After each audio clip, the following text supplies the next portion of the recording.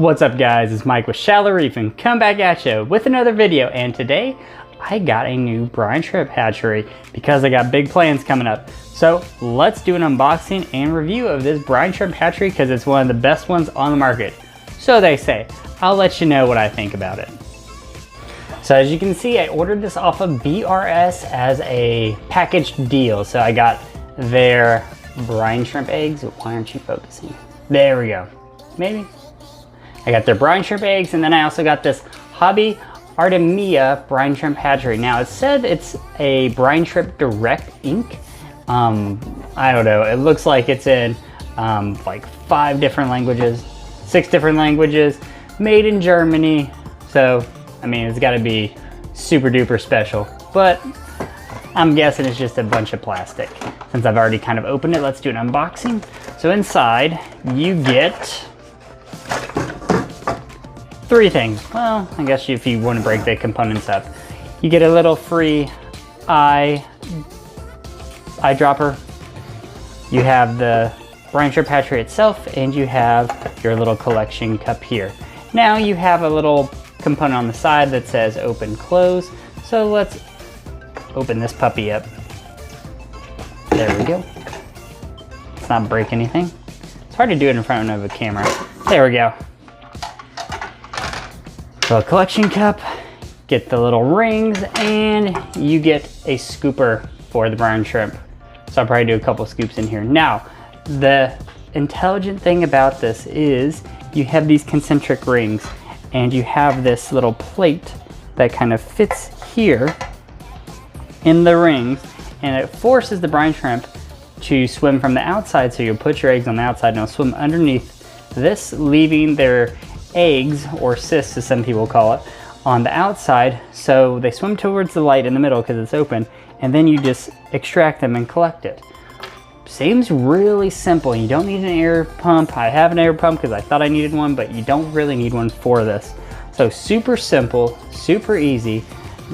I don't know what else to do besides fill this up with some tank water. So what I'm going to do is I'm going to put some tank water in here, and then I'm going to, you know, throw some eggs in and see how it does. Now it's supposed to take about 24 hours. Some people say 18. Some people actually had it like yield eggs within 12. I'm not sure about that. It is kind of hot in the fish room, so hopefully the temperature will be good. It's sticking to about, well, I had it until my son grabbed it, about 76, 77 degrees in the fish room. Yeah, I know it's hot, especially when I close the doors. But I think that should be more than enough, and there should be enough ambient light in here to allow the fish, or the brine shrimp, to kind of swim through and go to the middle. Let's see, is one Cool Whip container enough? Let's not splash over on the desk. Pretty close. If I would have filled it up all the way, it would have. Let me go back for another round. All right, just a little bit more. That seems to be good. There we go, that sits way better. I had it upside down. So that appears to be good, and there should be enough room in there to allow the shrimp to kind of swim underneath of it. I don't want to fill it up too much where it becomes useless, but let's see. Now let's open up the brine shrimp, and then let's put a scoop in. Oh, nice job, they put a quality seal. All right, 1 scoop going in. Actually, I'm gonna do 2 scoops. There's like nothing in here. 1 and 2. Perfect, let's see, does it fit in? Oh, just fits. So, it fits perfectly. I will be back in, I don't know, I'll come back at night and see how well it does. But I'm gonna just tighten this up, and it should be good. So close. There we go. It's closed. Yes, perfect. All right, let's put the collection in the center. All right, well, I'll be back in, I don't know, 12 hours or 18 hours. Probably closer to 20. Let's be honest, because I'm not gonna collect at 11 o'clock at night. I don't think there'll be anything in there. It is now 20 hours later, so let's see inside here. And you can see there are baby brine shrimp. This thing could focus, there it is. 20 hours and that's it. Wow. Let's open this puppy up and see what is inside of it. Oh, sorry, I just closed it.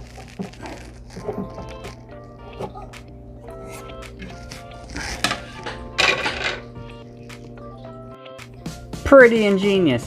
You can kind of see the little eggs, or the little sister on the outside. Over here is a good view. Below those eggs, you can see there's little brine shrimps swimming around. They're all coming towards the light in the center. So that's really high yield. Wow, look at all that.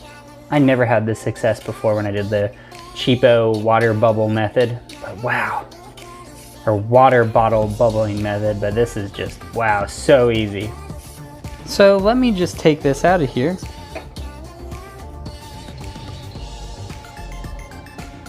Yeah, I was like wondering why the water wasn't gonna drop.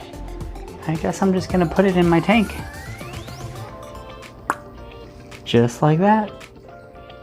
Get a little snack for the fish, and then start the process over again. That was so easy. Now, a lot of you guys have been asking what fish am I gonna get, and I think it's pretty obvious at this point.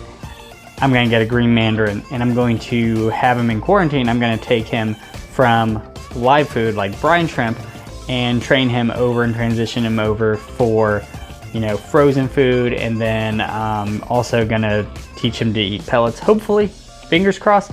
But this Brine Shrimp Hatchery is gonna be instrumental in me being able to do that.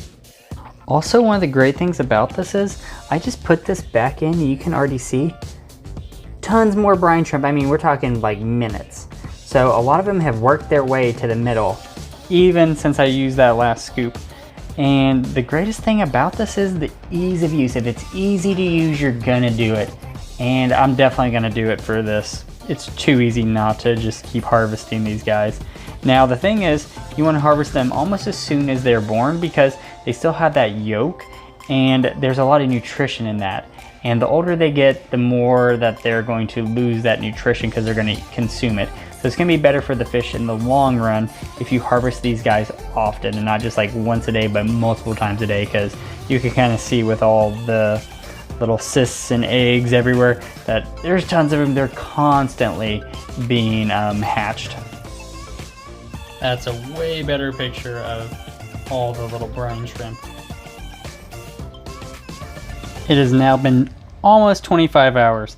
I accidentally kind of took 2 scoops of these guys out, which I didn't notice. One of the things that I did notice is that if I put this little scooper in, it pushes all of them to the bottom. That's like the only gripe I got. But I mean, they do give you the pipette and you can just, look at all those guys. Wow, that's insane. So far it's still yielding. I'm gonna keep on seeing how long this thing will produce brine shrimp for. Should be about 48 hours, I would assume. 27 hours later, and they're growing at 72 degrees. Pretty amazing.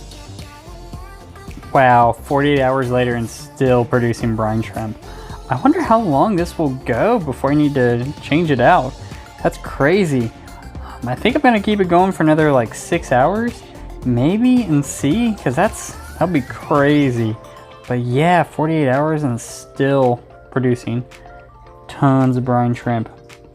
This is about 52, 53 hours later from when I first put them in, and I am finally about at the end of this yield. So this will last at least 2 days. It's very, very surprising, and it's really good because I'm gonna need a lot of food for this mandarin that I'm gonna get, and it just came in stock. They have it at the LFS today, so I might be going to get that. All right, guys, so that's all I got for you this time on this review of the Brine Shrimp Hatchery. It's really simple, really easy to use. It's literally laying on my desk. And the most important thing is I'm gonna be using it to feed a mandarin in that quarantine tank. So I will complete this review by saying stay tuned for the next video when I put this to the test, when I acclimate and I quarantine a green mandarin dragonet, and hopefully training it to eat frozen food and then even maybe pellets. And this is going to be a wild caught one because the captive bred ones were $189 when I was looking at it. So I'm like, might as well take my chances and train one of these fish and see if I can make a DIY for you guys. Show the step-by-step process, and hopefully you guys at home will be able to do it. And the main thing that I needed was this Brine Shrimp Hatchery, and I am very, very impressed. I'm really happy with how it's turned out. So guys, I will see you next time with the next huge video. Stay tuned for it and let me know if you like the content. Like, comment, subscribe. I'll see you later.